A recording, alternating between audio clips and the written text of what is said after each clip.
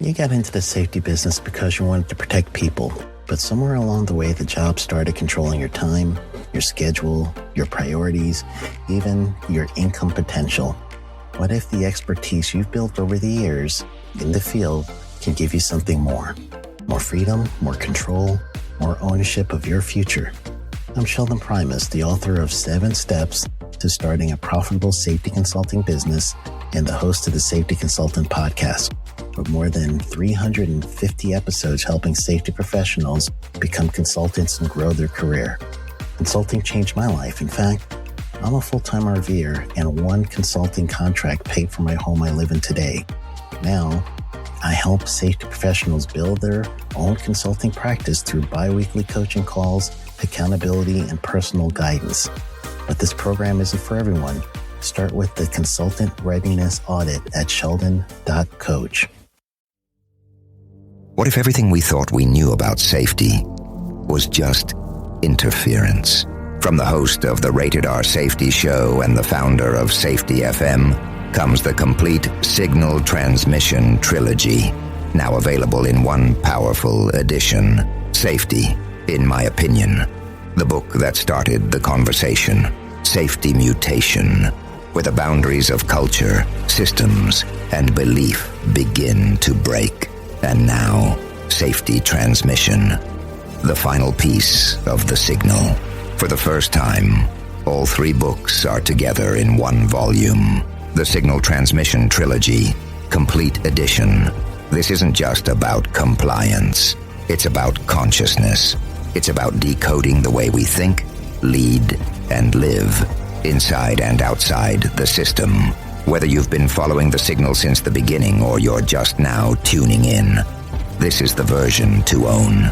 Search Signal Trilogy on Amazon or visit safetyfm.com to get your copy now.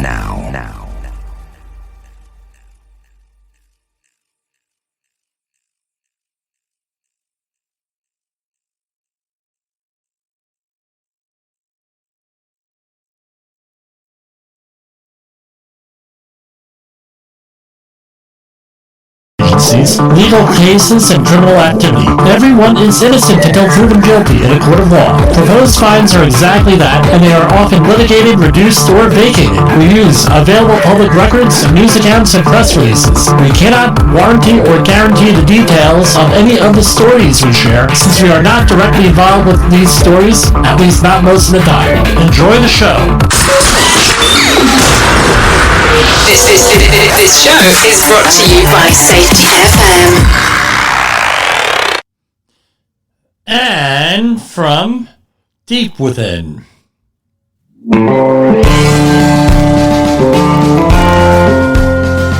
OSHA Region 3.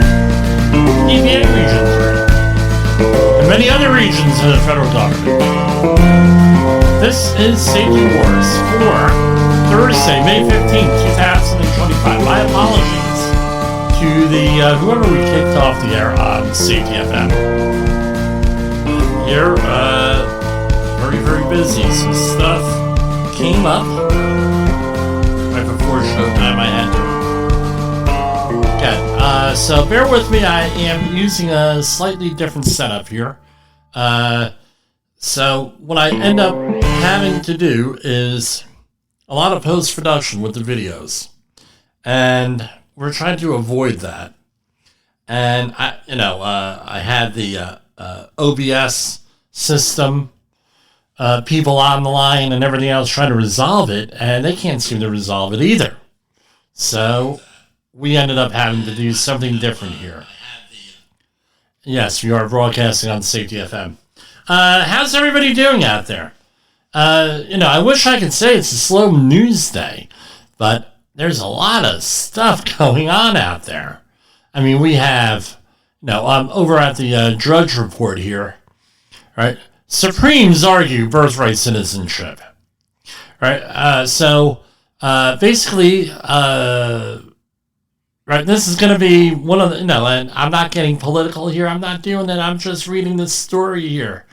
Right, the Supreme Court heard oral arguments today in a case about the enforcement of President Donald Trump's birthright citizenship order. The main question for the justices was whether the lower courts overstepped their authority by blocking that January 20th order on a nationwide basis.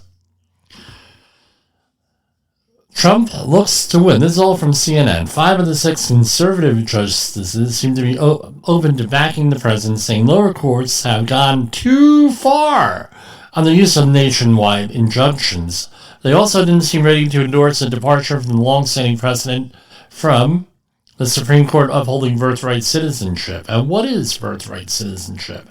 For more than a century, courts have understood the text of the 14th Amendment to guarantee all persons born or naturalized in the United States to be U.S. citizens, no matter the immigration status of their parents. So, we'll see how this works out here. I mean, people are going to be pissed no matter what. No matter how this goes down. Right? And what do I say? Try, if you don't like the law, change the law. It's real simple, folks. Right? Don't get violent, don't get screaming, don't get yelling, don't get anything else. Just, change the law. I really don't know how else to talk about that. So we're going to go into, we're going to concentrate on respirable crystalline silica here tonight. Right? That's going to be the main force of our program. So what we're going to do is we're going to go into some news and some other stuff you haven't heard in a while. We're getting better organized, better production value here. That's with the new way that we're doing things. Let's see how it works out for everybody. To avoid hefty OSHA fines and keep your team safe? Let's dive into the General Duty Clause. The General Duty Clause, Section 5A1 of the OSHA Act of 1970, is a catch-all rule to cover unregulated hazards. Employers must keep workplaces free from recognized dangers that could cause death or serious harm. For OSHA to cite you under the General Duty Clause, they must prove the following 4 things. 1. The employer failed to render its workplace free of a hazard. 2. An employee was exposed to that hazard. 3. That hazard was causing or likely to cause death or serious physical harm. And 4. Feasible means exist to free the workplace of the hazard. Employees aren't off the hook either. Section 5B mandates they follow all safety standards. Both employers and employees must work together to maintain a safe work environment. Examples: think lifting above shoulder height repeatedly, or working without proper support. Stay proactive. Monitor work areas, apply the 4-part test, and you'll prevent those nasty citations and keep everyone safe. Need help? And more information? Contact Jim Posel and the Safety Wars team to help you prevent workplace incidents, conduct safety audits and training. Contact the Safety Wars team at jim@safetywars.com or 8452-695772. Visit us on the web at www.safetywars.com. Let's build a safer workplace together. Want to avoid hefty OSHA? Yeah, so anyway, that's what's going on. No, I wanted to put that in there because a lot of times we talk about these things off of OSHA and they're like, Jim, you got to explain the General Duty Clause. So that's a little video. It's actually a video, but I grabbed the audio, threw it in here. As we go along, we're going to be, like I said, last time I spoke to Jay Allen, I said, look, we got to retool a little bit and, go from there. So a U.S. Department of Labor follow-up inspection found that a company in Atlanta, and again, it's not if I mention a company's name, it's purely by accident. And why don't I share this screen so the people on the video end see this? All right. Stone product manufacturer Marietta had failed to administer hearing conservation and respiratory protection programs identified previously on an April 2024 safety and health inspection. 5 months after the initial inspection, the department's OSHA cited the company with 2 repeat violations and 13 serious violations for not providing workplace protections for employees exposed to hazards such as silica dust and occupational-related noise. The company will pay $120,000 in penalties, take action to correct the hazardous conditions, and put steps in place to prevent future occurrence. All right, so let's look at that. Now, under the previous administration, they didn't include everything in there. Right now, you got to run and do the, they give you the accident report. And instead, you have to do the establishment report, or the establishment search. So here we have the company. This was right in 11/9/2024. They had, that's what this was the 14 violations, but they also had a situation going on in November 2023. Now, I'm going to say this, right? So, 2024 incident and was a follow-up.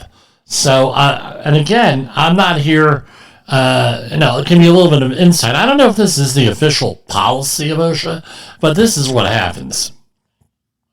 If you have a problem and you don't pay, and you pay the bill, and whenever you pay the bill, whatever, at the end of the process, they come back, especially if you're not so nice and not cooperative, they come back later on and they do follow-up. Right? That's what they end up doing. They do end up doing a follow-up. I'm not exactly sure what the what the policy is here on that, but basically that's what I noticed was that they do follow-up. Now, now I've heard of them doing follow-up a couple of years later, right? With certain things. So it's not a what's the word I'm looking for? It's not an unheard of type thing. Okay, so all right, let's go back to that. All right, so all right, let's do the initial in 2023. So the initial penalty was $4,839, and it looks to me, and I was not involved in this case, it looks to me that they essentially argued, they paid the bill because there was no reduction on here. I don't know what the circumstances were. Now, pardon me. Now, why would they just pay the bill? A lot of reasons why. One of them could be that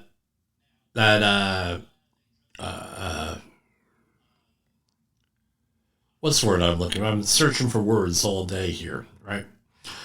One of the reasons is that they can say, look, $4,800 will just pay the bill.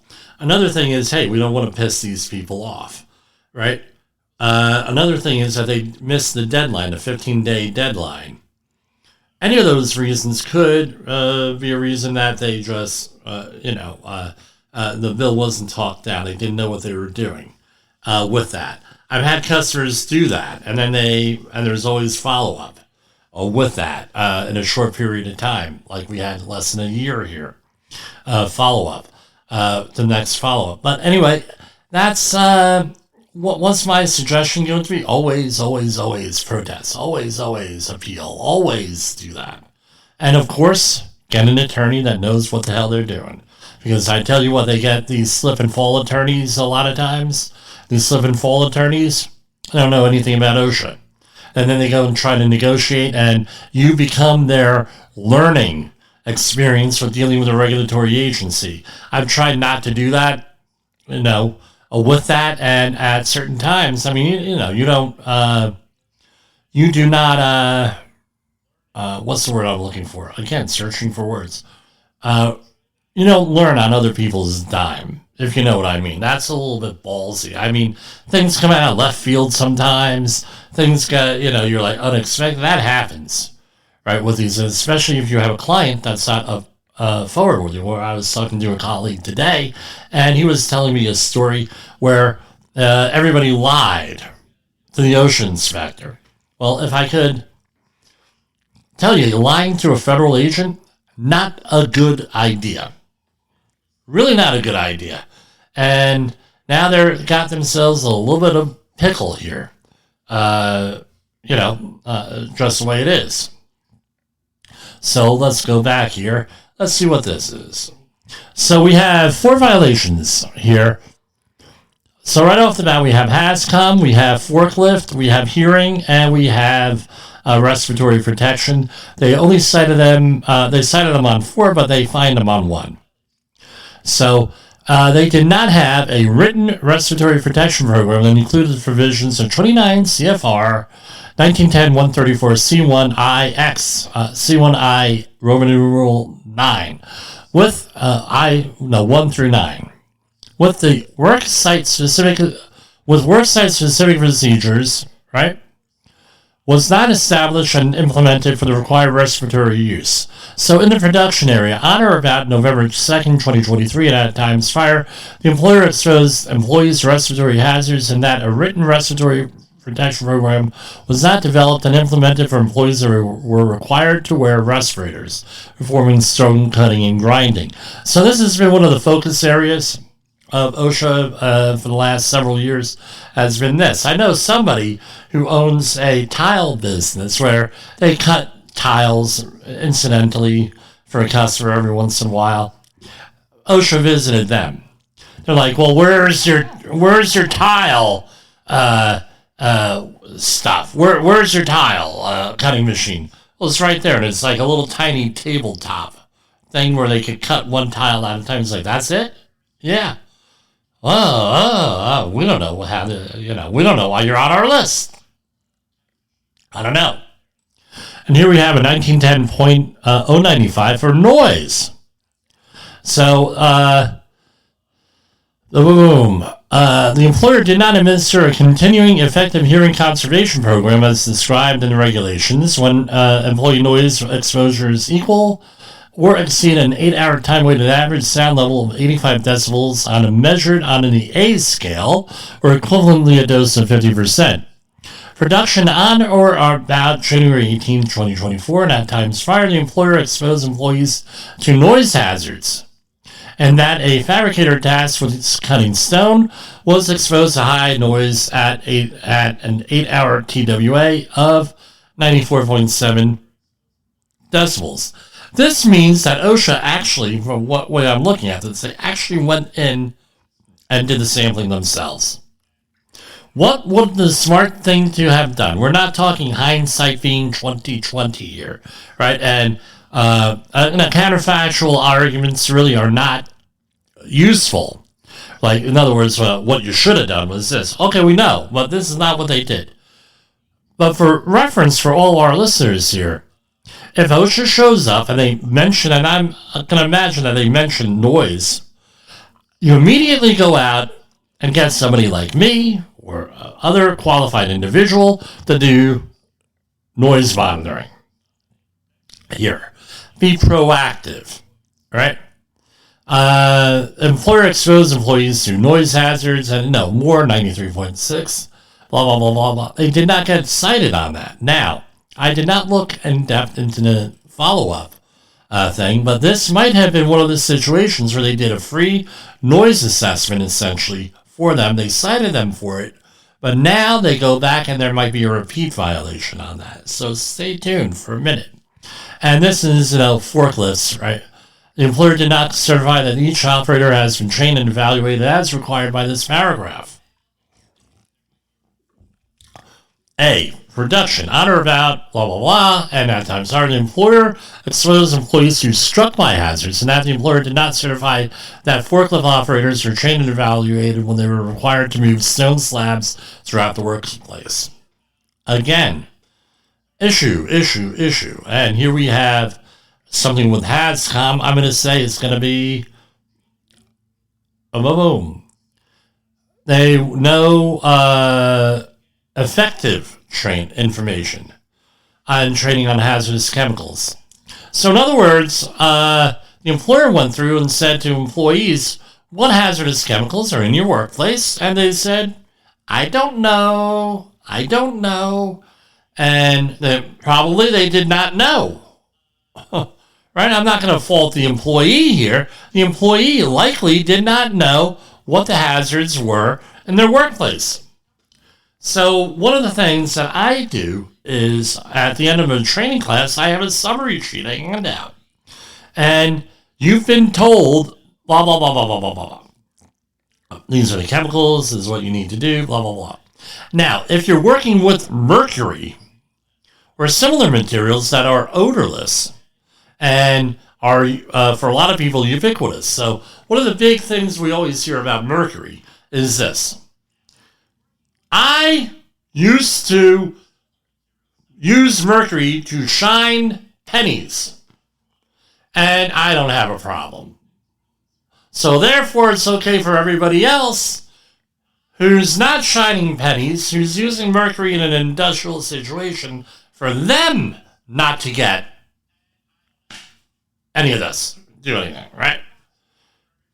Again, mercury's hazardous. I mean, so they're using like this much mercury, a little tiny drop, right?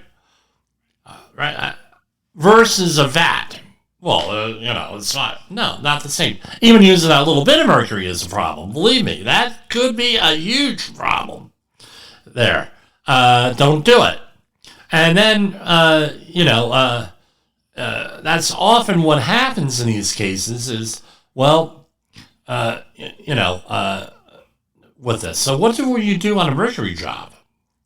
On a mercury job, you say, and if especially what you're doing, 1, mercury is odorless, period. Number 2, the only way you can detect mercury is this way, with a mercury vapor analyzer, right? Number 3, this is what you need to wear when you are with mercury. Write that out. And you go all the way down. And you have that an initial every line. Because this is what happens. Right? Especially if you're a third party. You got to wear your respirator. Why? I can't smell it. I can't smell mercury. Mercury is not a problem. Right? And then what happens is, mercury is odorless. Well, you never told me that. Here's a piece of paper. Right here. It says mercury is odorless. You signed it. You were told that. Multiple times. So then you're able to go to the supervisor. This guy was not wearing a respirator when he was supposed to be wearing a respirator.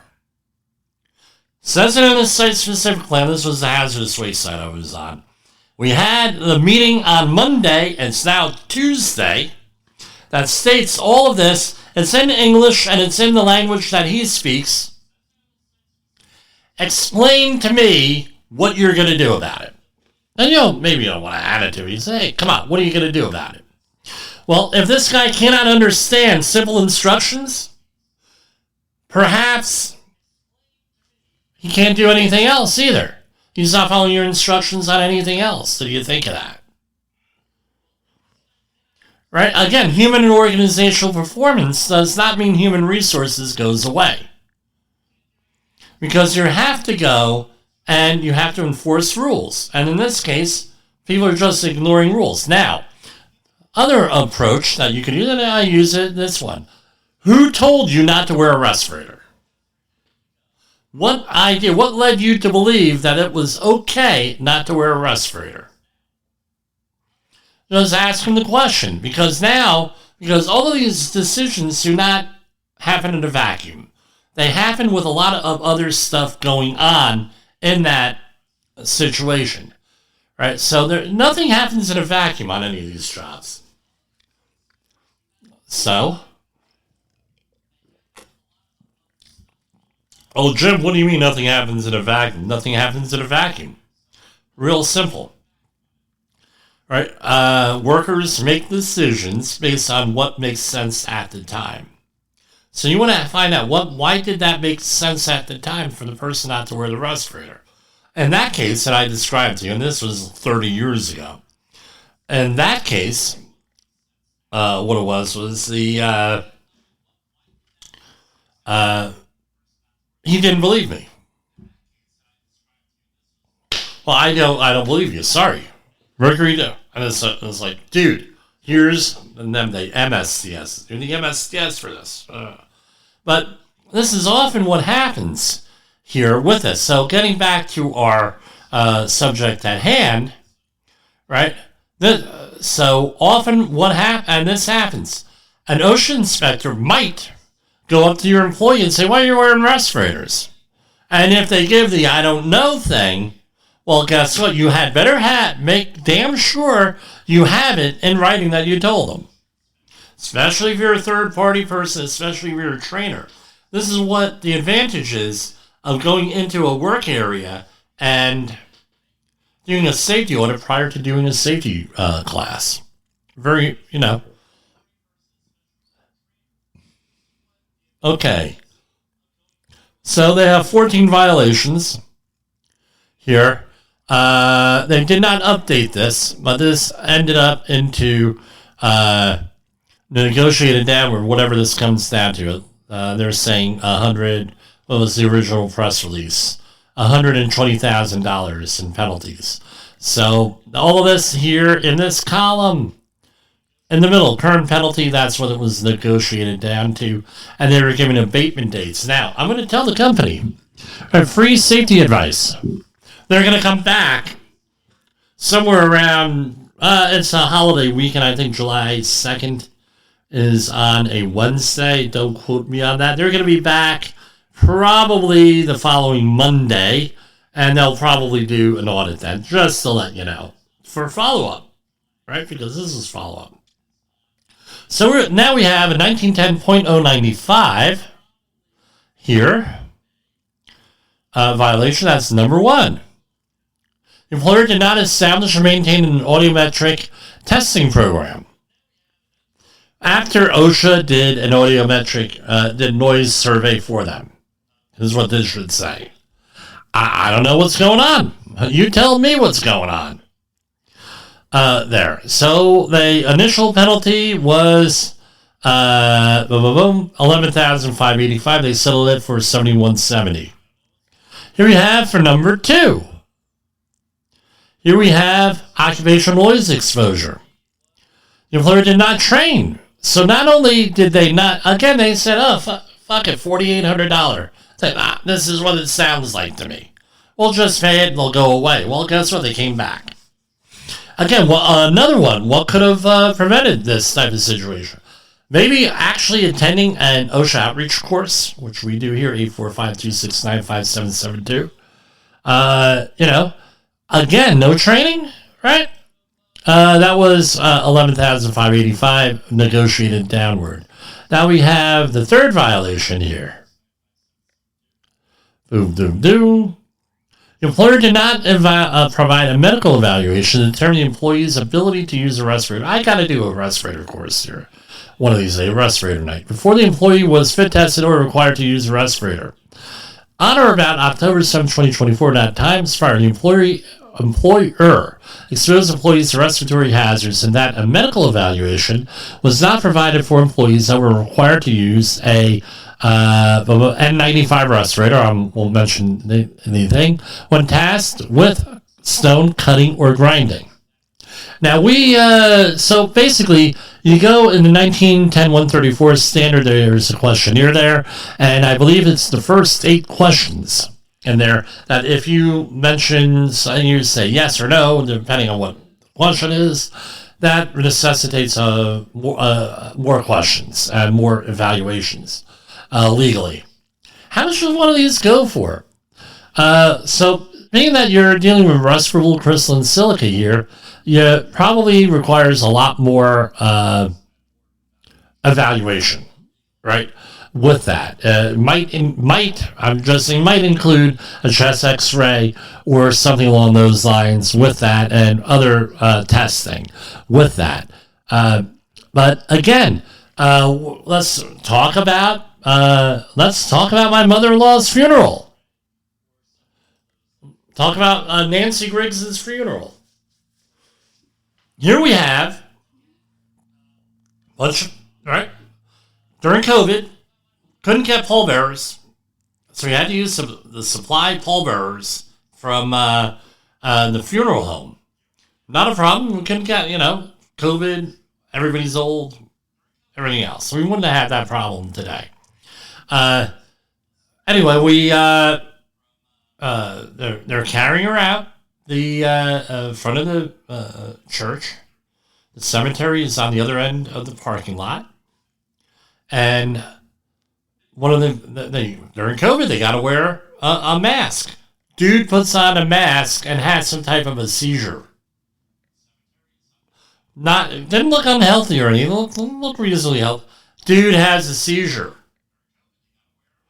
Now, I know on paper that could happen. I know on paper that could happen. We all know that. However, to actually see it happen on paper, see it happen in real life, wow. So this is why you have a medical evaluation with this. With that. Okay, number 4. Another 1910-134 violation. Again, they're getting whacked for $7,530 for all these. Employees using tight-fitting respirators were not fit tested prior to initial use of the respirator. There is another one. Fit testing. That's another requirement of respiratory protection is fit testing. Now, something I was talking about this with somebody yesterday about respirator fit testing, specifically qualitative. So let's say you're using the irritant smoke, or you're using the some type of saccharin or something like that. Prior to the fit tests, you're supposed to test the person to make sure that they can smell saccharin. The other one is isoamyl acetate, aka banana oil.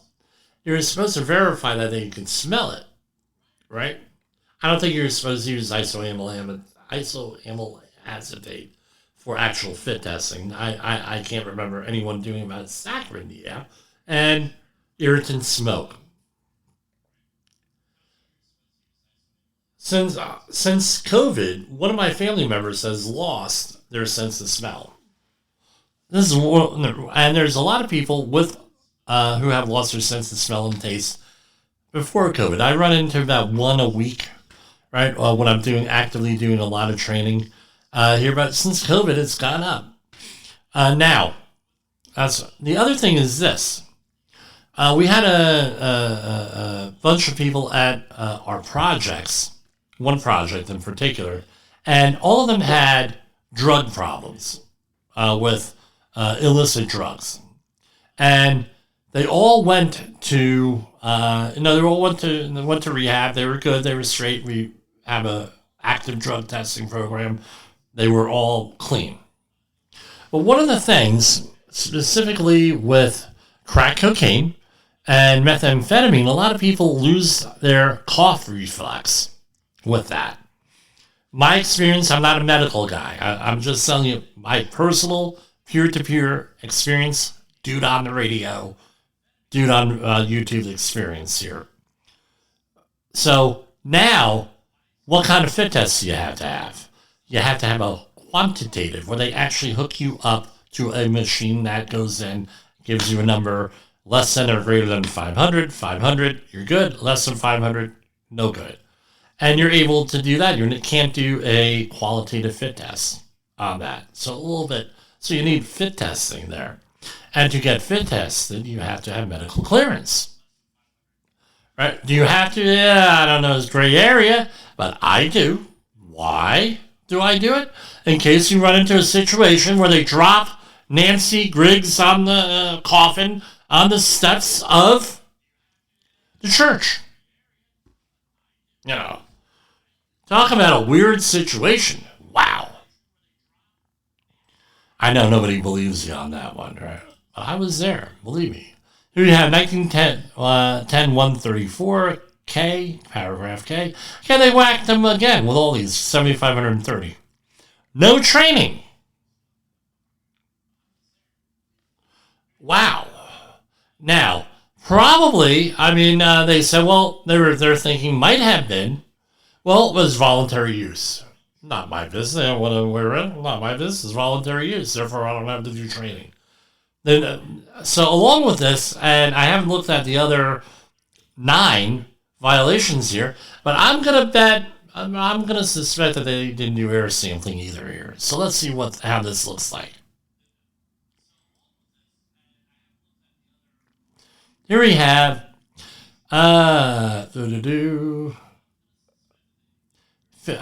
this was a penalty and failure to abate, right?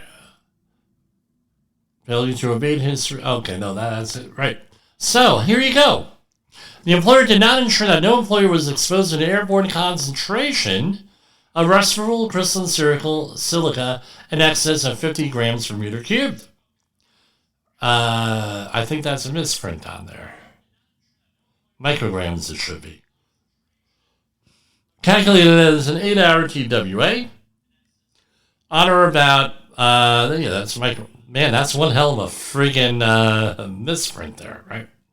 On or about November 19, 2024, and at times fired, the employer exposed employees to respiratory hazards in that the polisher tasked with a polishing some countertops was exposed to respirable crystalline silica at an 8-hour TWA of 126.3 micrograms per meter cubed. The level exceeded permissible exposure limit for respirable crystalline silica at 50 micrograms per meter cubed. The exposure was derived from the sample collected for a 456-minute sampling period going on. So OSHA did an exposure assessment there. I don't know. They did a noise survey. They did an exposure assessment. And you're still... Right? Again, they came up the first time. That was what could have happened. Well, hey, oh yeah, we hired a certified safety professional. We got everything there. Blah, blah, blah. Change our corporate culture. I mean, I don't know who the hell is making these decisions. So you have a whole bunch under respirable crystalline silica standard. We have DO1. The employer did not assess the exposure of each employee. And it mentions all different types of things that I'm assuming OSHA did. Here we have another one. The employer did not demarcate regulated areas or an exclusion zone. Right? Respirable crystalline silica exclusion zone. Here we have another one, 1910-1053. Regulated area, right? 75, another regulated area. And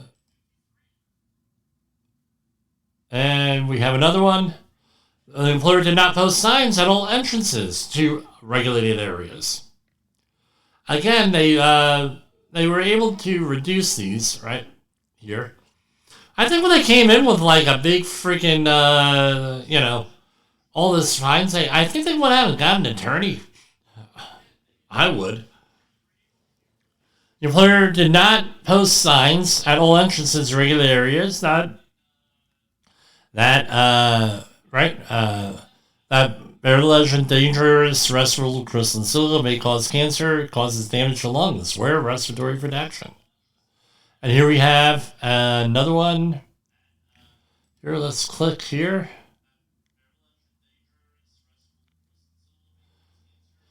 No engineering work practice controls for respirable crystalline silica.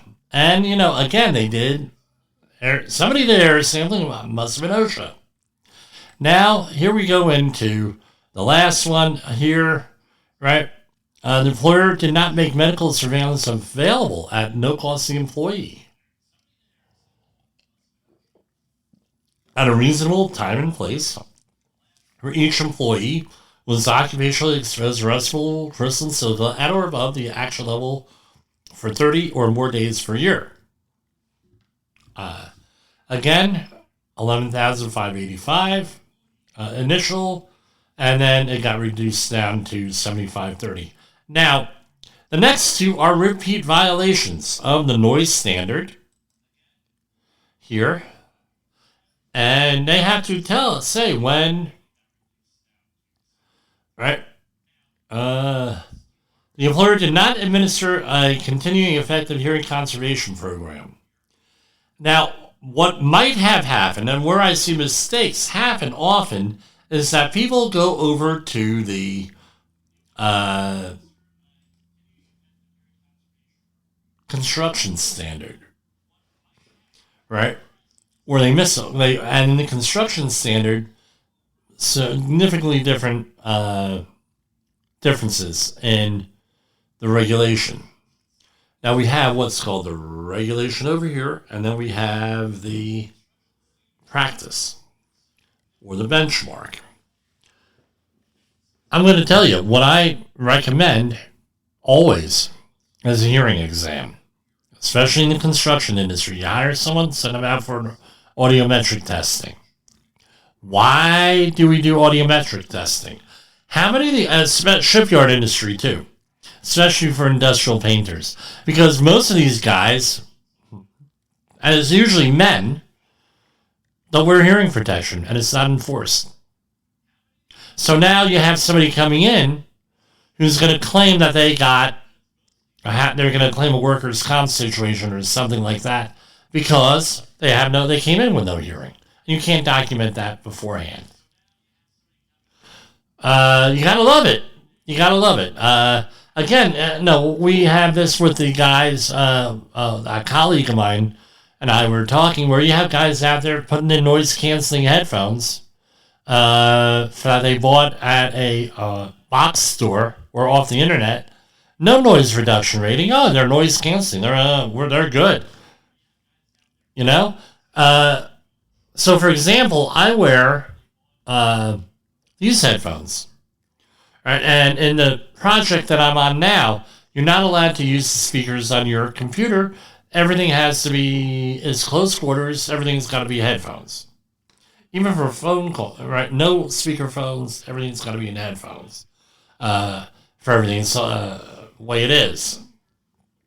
Pain in the neck, but the way, and this is like the only time I've ever worn headphones more now than ever here. But even with these, I have the volume turned all the way down here, where I can barely hear it, just enough to do the show.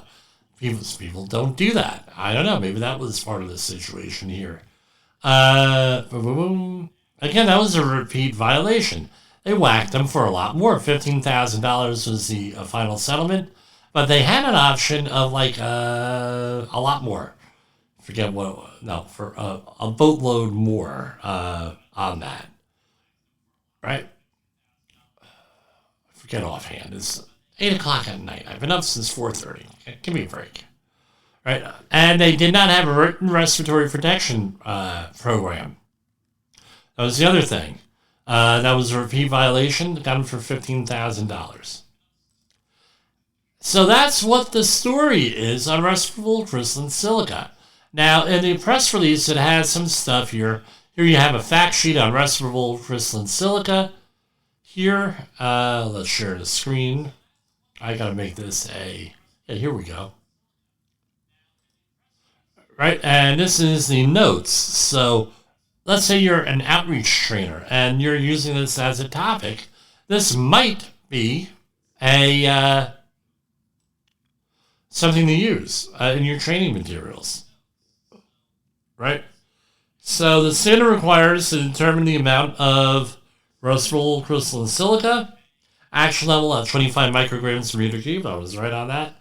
And PEL of 50 micrograms per meter cube. So at an action level, you have to do something. And at the PEL, you definitely got to do something. Limit access to areas where workers to be exposed above the PEL. Use dust control.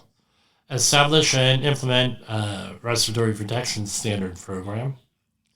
Examples for dust control, you have wet methods, local exhaust ventilation, enclosures that isolate the work processes for the worker, medical surveillance, and here they have hydraulic fracturing operations. The oil and gas industry must implement dust control measures also.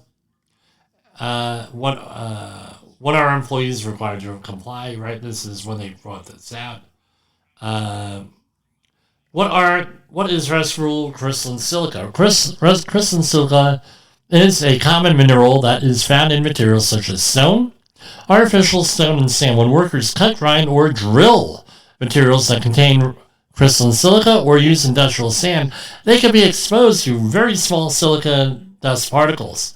These tiny particles, known as respirable particles, can travel deep into workers' lungs and cause silicosis, an incurable and sometimes deadly lung disease.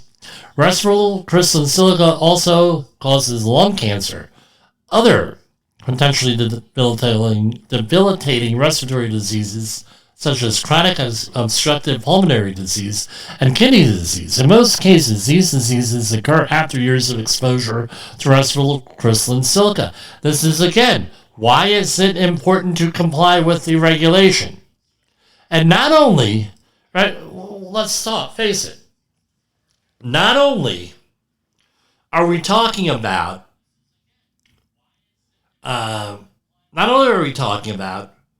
protecting the worker, right? Of course, we want to protect the worker. That's the primary thing, is to protect the worker. Always protect the worker. You have a right to a safe and healthy workplace free of recognized hazards. Real simple, general duty clause. We had a little video there, and a little audio. So, no, very important. But also what's important is to protect your employer, protect your client. How do you protect your client? If you obey the rules and you obey the regulations, and you do above and beyond the regulations using benchmarks, industry standards, anything like that, if you do all of that, you're protecting the worker, protecting your client, protecting the GC, general contractor, or the CMs, construction management firm, anything like that. Protecting everybody. Why? You're documenting what the problems are prior to the start of work and after work, at the end of employment, and periodically as appropriate in there. So you don't get stuck with other people's problems. So, for example, you come in and, hire somebody, and then, hey, you already have occupational hearing loss, not caused by us. At the beginning. You have a restriction against working at a hazardous waste site that contains heavy metals, mercury, lead, zinc, that sort of chromium, that sort of thing. Well, guess what? Now, if you don't do that, you have them work at the site, then they're going to stick you with the bill. Stick you with the liability. Now, you might have workers' comp situation here. I got that job. I have that job. Real messy situation for a safety professional and attorney to get out of, as well as the employer to explain that.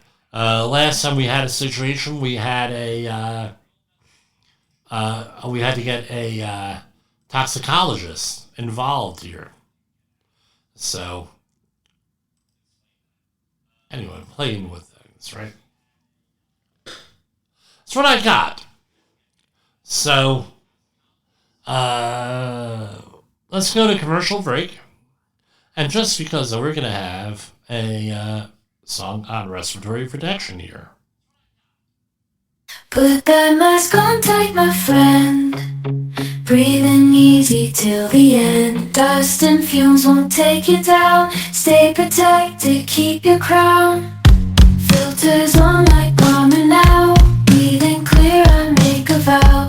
29 CFR's the code.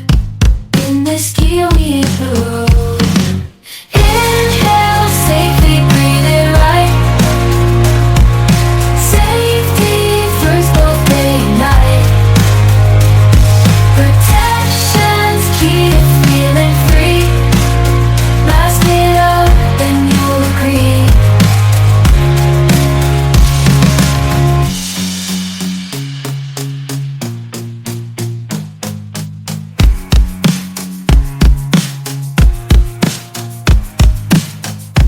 Mask it up and you'll agree.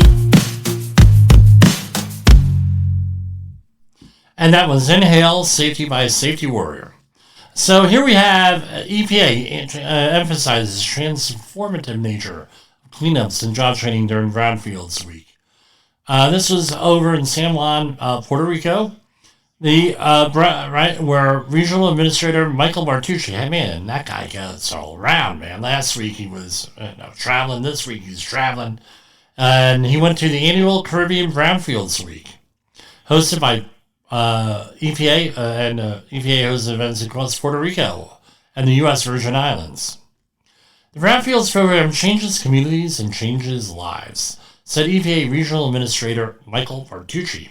We call on local leaders, municipalities, and nonprofit organizations to join us in turning contaminated and abandoned places into spaces of opportunity and growth. During this week, the EPA and its partners train and advise entities interested in applying for funding under EPA's Brownfields program. And the events help promote funding and technical assistance and everything else. So, again, just because they're Republicans doesn't mean that they don't care about environmental cleanups. I have to say that. Because you hear it from the other, right, and it's all programming and rhetoric and hyperbole and every other part of speech out there that you want to talk about. Again, compliance assistance, rather than compliance enforcement. So we're going to conclude our program, and we will see you, God willing, tomorrow. It's Thursday, May 16th. I might be able to be on the air tomorrow. We will see. If not, hopefully this weekend. And good night. We'll see you. If not, I'll see you Monday. And for Safety Wars, this is Jim Polzel. And, we'll go from there. All right. See ya, everybody. Let's see. Do I have the outro? Yeah, I think I got to do it on here. The views and opinions expressed on this podcast are those of the host and its guest and do not necessarily reflect the official policy or position of the company. Examples of analysis discussed within this podcast are only examples. They should not be utilized in the real world as the only solution available, as they are based only on very limited and dated open source information. Assumptions made within this analysis are not reflective of the position of the company. No part of this podcast may be reproduced, stored in a retrieval system, or transmitted in any form or by any means, mechanical, electronic, recording, or otherwise, without prior written permission of the creator of the podcast, Jay Allen.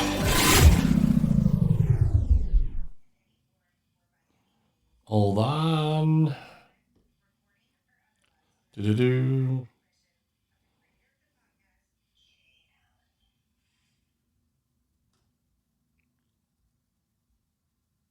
I need the heat to get me rolling, burning bright like morning's golden.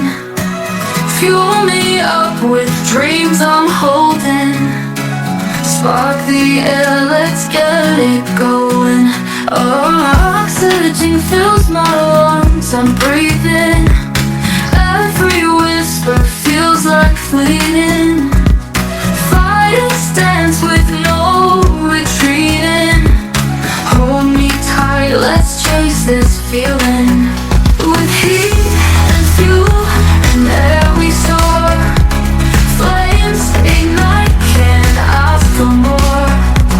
In the night we'll start a war. Dance until our feet are sore. Chemical magic in the night. Chain reaction takes its flight. Lose control but feel so right. Together we ignite the light. Break the links, the fire fades. Shadowlands and silent shades. Separate, we lose the blaze. Lost within the smoky haze. With heat and fuel and air we soar. Flames ignite, can't ask for more. In the night we'll start a war. Dance until our feet are sore.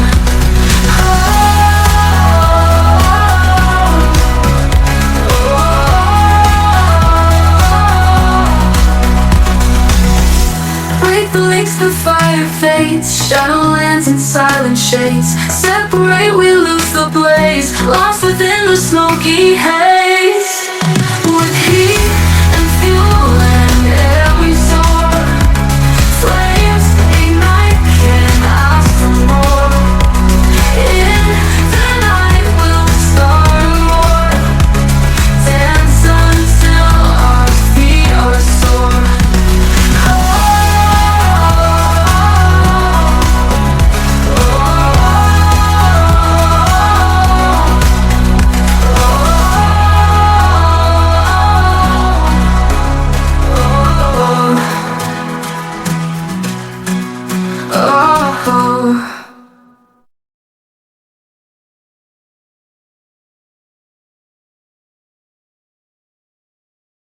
You got into the safety business because you wanted to protect people, but somewhere along the way, the job started controlling your time, your schedule, your priorities, even your income potential. What if the expertise you've built over the years in the field can give you something more? More freedom, more control, more ownership of your future. I'm Sheldon Primus, the author of 7 Steps to Starting a Profitable Safety Consulting Business and the host of the Safety Consultant Podcast, with more than 350 episodes helping safety professionals become consultants and grow their career.